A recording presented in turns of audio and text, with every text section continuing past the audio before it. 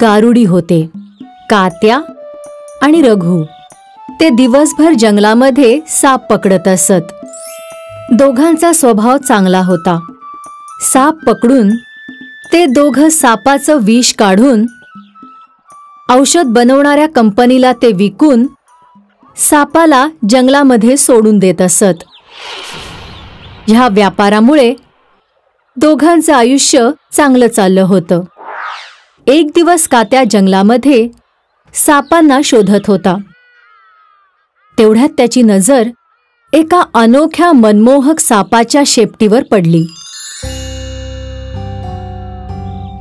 कात्याने झाड झुडपांमध्ये त्या सापाचा पाठलाग केला आणि जशी त्याला संधी मिळाली त्याने त्या सापाला पकडलं आणि त्याला आपल्या टोपलीमध्ये बंद करून टाकलं. नेहमीप्रमाणे तो आपल्या रस्त्यावरून जात होता आणि तेवढ्यात अचानक त्याच्या समोरून आणखी एक खूप मोठा सुंदरसा सोनेरी साप आला आणि तो सोनेरी साप आपला फणा काढून कात्याच्या समोरच येऊन बसला. माझ्या मुलाला तू का पकडलंस? सापाला बोलताना पाहून कात्या तर आश्चर्यचकित झाला. तो आपले डोळे चोळू लागला. काय तू बोलू शकतोस? हो, मी एक जादुई साप आहे आणि तू ज्याला पकडलंयस तो माझा मुलगा आहे. जादुई साप? तू का हसतोयस? जर तू जादुई आहेस तर मग या जंगलामध्ये काय करतो आहेस? मी आणि माझा परिवार या जंगलात राहतो. पण आता तू मला सांग की माझ्या मुलाला मुक्त करण्यासाठी तुला नेमकं काय हवंय? तू मला काय देऊ शकतोस? त्या जादुई सोनेरी सापाचा मणी चमकला आणि कात्याच्या समोर हिऱ्या मोत्यांनी भरलेला एक घडा आला. हे पाहून कात्याचे डोळे एकदम मोठे झाले. त्याने त्याची टोपली तिथेच ठेवली आणि हिऱ्या मोत्यांनी भरलेला घडा उचलला आणि जादुई सापाच्या पिल्लाला त्याने सोडून दिलं. कात्या घराकडे परत येत असताना त्याचा मित्र रघुने त्याला पाहिलं की कात्याच्या झोळीतून एक हिरा पडला आणि मग रघुने कात्याचा पाठलाग केला.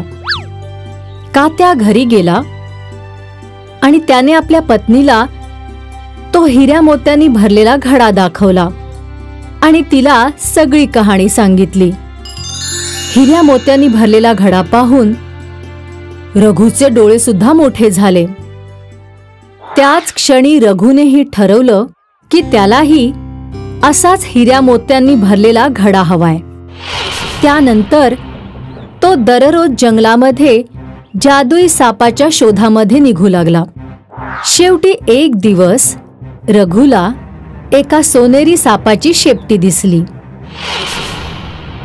पण जशी त्याने ती सोनेरी शेपटी खेचली तेव्हा एका मोठ्या सापाने आपलं तोंड उघडलं.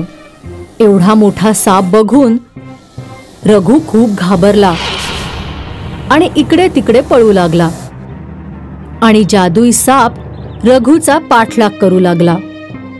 धावत धावत रघु आपल्या घरी पोचला आणि त्याने दरवाजा बंद करून घेतला. बाप रे बाप, जीव वाचला. मी तर मेलोच असतो. मला नकोय कुठले हिरे मोती. जीव वाचला तेच खूप झालं. या गोष्टीने आपल्याला हे शिकवलं की वेळेच्या आधी आणि नशिबापेक्षा जास्त कोणालाच काही मिळत नाही.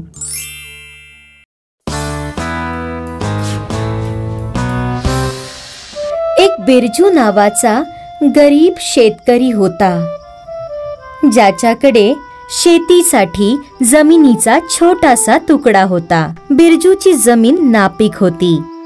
कित्येक वर्ष बिरजू आपल्या शेतामध्ये घाम गाळत होता, पण कधीही तो या जमिनीमध्ये कुठलेच पीक घेऊ शकला नाही. एक दिवस थकून भागून बिरजू आपल्या शेतात एका कोपऱ्यात बसून विचार करू लागला. मी मी आता या शेताचं काय करू? जेवढी मेहनत करणं शक्य होतं तेवढी मेहनत मी केलीये, पण आता काहीच फायदा नाहीये. तेवढ्यात बिरजूची नजर थोड्या अंतरावर असलेल्या नागाच्या बिळावर पडली. काय हे बिळ आधीपासूनच इथे होतं? मी तर यापूर्वी हे कधीच पाहिलं नव्हतं. असू शकतं की नागदेवता माझ्यावर नाराज आहेत, म्हणूनच मी या जमिनीत काहीच पिकवू शकत नाहीये. मला काहीतरी करावंच लागेल. बिरजू एका वाटीमध्ये नागदेवासाठी दूध घेऊन आला. बिरजूने ती वाटी बिळाच्या जवळ ठेवली आणि म्हणाला, हे नागदेवता, मला हे माहित नव्हतं की आपण इथे वास करत आहात. आजपासून मी रोज तुमच्यासाठी तुमच्या आवडीचं दूध आणत जाईन. कृपया याचा स्वीकार करावा. मग बिरजू तिथून निघून गेला. दुसऱ्या दिवशी जेव्हा तो वाटी घेण्यासाठी पुन्हा बिळाजवळ आला, तेव्हा त्याला त्याच्या डोळ्यांवर विश्वासच बसेना. त्या वाटीमध्ये एक सोन्याचं नाणं होतं. हे नागदेवता, तुमची खूप कृपा आहे. बिरजूने ते सोन्याचं नाणं आपल्या खिशात ठेवलं.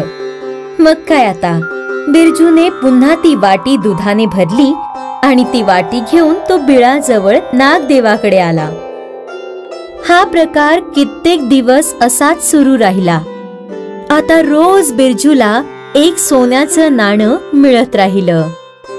नागदेवाच्या कृपेने आता बिरजू खूपच खुश होता. आता त्याला कुठल्याच गोष्टीची काळजी नव्हती.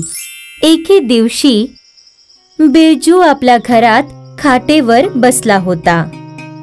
तेवढ्यात त्याचा मुलगा दीपक धावत धावत त्याच्याकडे आला. बाबा, बाबा. अरे, पुढे पण काही बोलशील की फक्त बाबा बाबा म्हणूनच ओरडशील?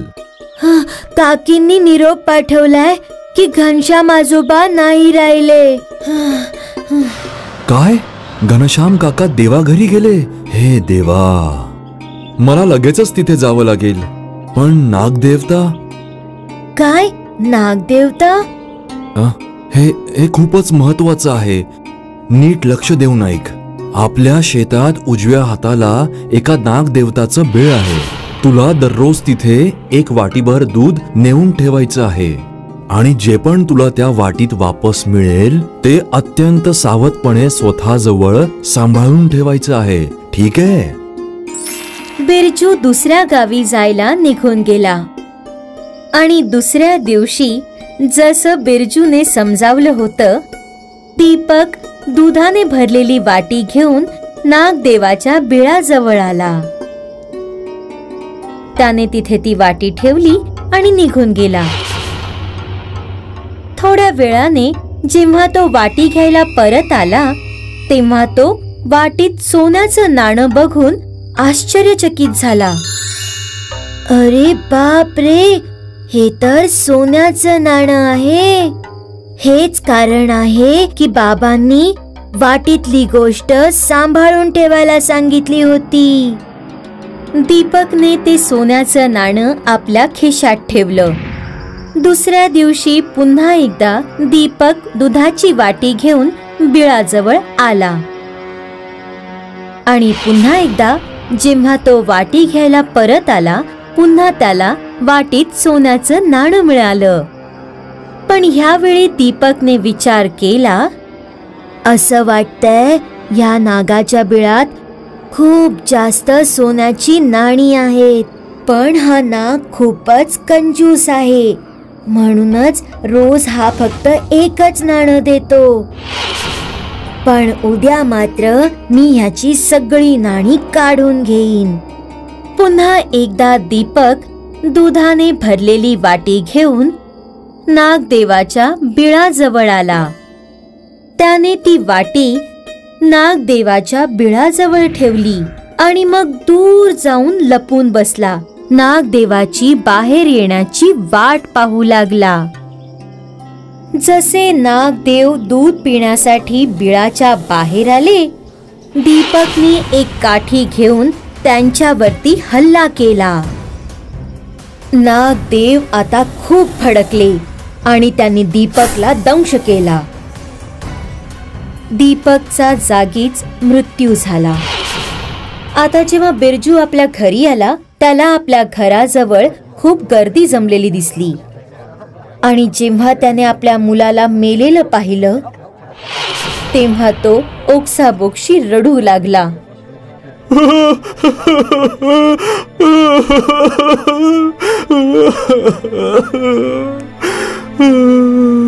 हे काय झालं? बराच वेळ रडून झाल्यावर बिरजू आपल्या जागेवरून उठला. तो नागदेवाच्या बिळाजवळ गेला. हे नागदेवता, माझ्या मुलाने असा कोणता गुन्हा केला होता की तुम्ही माझ्या मुलाला दंश केलात? मी मनापासून तुमची सेवा केली आणि तुम्ही माझ्याच मुलाला दंश केलात. बिरजूचे रडणे ऐकून नागदेव बाहेर आले. मी तुझ्या मुलाला दंश केला कारण त्याने काठीने माझ्यावर हमला केला. त्याच्या मनात सोन्याच्या नाण्याची लालसा होती. तो मला मारून सगळीच सोन्याची नाणी एकत्र घेऊ पाहत होता. अरे देवा, दीपक, हे तू काय केलंस? मी तुझं दुःख समजू शकतो आणि तू नेहमीच माझी सेवा केलीयस, म्हणूनच मी तुझ्या मुलाला जीवनदान देतो. पण मी तुझं हे शेत सोडून नेहमी करता निघून जात आहे. नागदेवाने दीपकला जीवनदान दिले आणि त्यांनी बिरजूचे शेत सोडून दिले. ही गोष्ट आपल्याला ही शिकवण देते की आपल्याला जे काही प्राप्त होतं त्यामध्ये संतुष्ट राहायला हवं आणि लालचीपणामुळे आपलं कायम नुकसानच होतं. हाय, मी आहे शायनी. जर तुम्हाला मला असंच पाहायला आवडत असेल तर हा व्हिडिओ नक्की शेअर करा आणि हो, हा चॅनलही सबस्क्राईब करायला विसरू नका.